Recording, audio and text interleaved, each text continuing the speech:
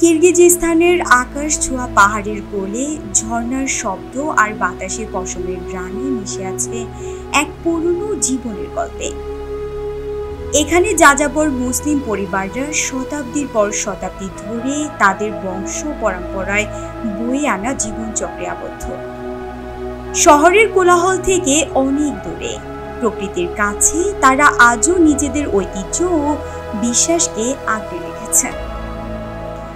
তারা বাস করে ইয়োর্টে, পশম আর কাঠ দিয়ে তৈরি গোলাকার তাঁবু, যা ঠান্ডায় উষ্ণ আর গরমে ঠান্ডা থাকে।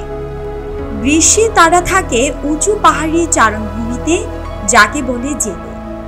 শীতে তারা নিচে নেমে আসে অপেক্ষাকৃত উষ্ণ অঞ্চলে। তবে পরিবার ছোট হলেও হৃদয় বিশাল। অতিথি এলে খালি হাতে ফিরিয়ে দেওয়া তাদের সংস্কৃতিকে নিয়ে। যাযাবররা প্রচুর পরিমাণ গৃহপালিত পশু পাখি পালন করে থাকে। তারা পাহাড়ি চারণভূমিতে ঘোড়া, ছাগল, গরু আর ভেড়া চড়ায়। প্রতিদিন সূর্য উঠতেই ঘরের পুরুষেরা পশু নিয়ে বের হয় পাহাড়ের ঢালে, আর নারীরা দুধ থেকে ঘোল কুমিজ অর্থাৎ ঘোড়ার দুধের পানীয় তৈরি করে থাকেন। এর জন্য এদের খাদ্যের প্রধান উৎসের মধ্যে দুধ আর মাংস, যেমন ঘোড়া, ভেড়া ও গরুর মাংস খাবারের তালিকায় থাকে। মাংস, দুধ, রুটি আর পাহাড়ি ভেষজ পাতা দিয়ে রান্না করা সহজ ঝোল খেয়ে থাকেন তারা। তবে সেদ্ধ মাংস ও পাস্তা যাযাবরদের জনপ্রিয় খাবার। স্ন্যাক্স হিসেবে শুকানো দুধের গোলাও খেয়ে থাকেন তারা। বেশ অবাক করার মতো ব্যাপার হলো, যাযাবর নারীরা ভেড়া, গরু, ঘোড়া ও ছাগলের পশম সংগ্রহ করে কম্বল, কাপড় ও ইয়োর্টের আসবাবপত্র তৈরি করে থাকেন, যা দেখতে বেশ চমৎকার। কিরগিজস্তানের যাযাবররা সংখ্যাগরিষ্ঠভাবে মুসলিম। তারা সাধারণত সুন্নি ইসলামের অনুসারী।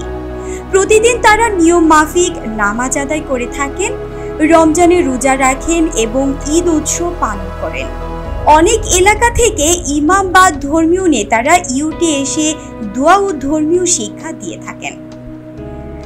আজকের ডিজিটাল যুগে যাযাবরদের এই জীবনধারা এক অনন্য নিদর্শন।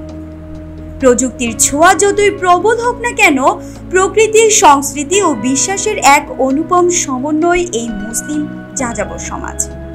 তারা প্রকৃতির সন্তান, পবিত্রতাকে সম্মান করে, অতিথিকে ভালোবাসে এবং চলাফেরার মধ্যে জীবনের আস্বাদ খুঁজে পায়।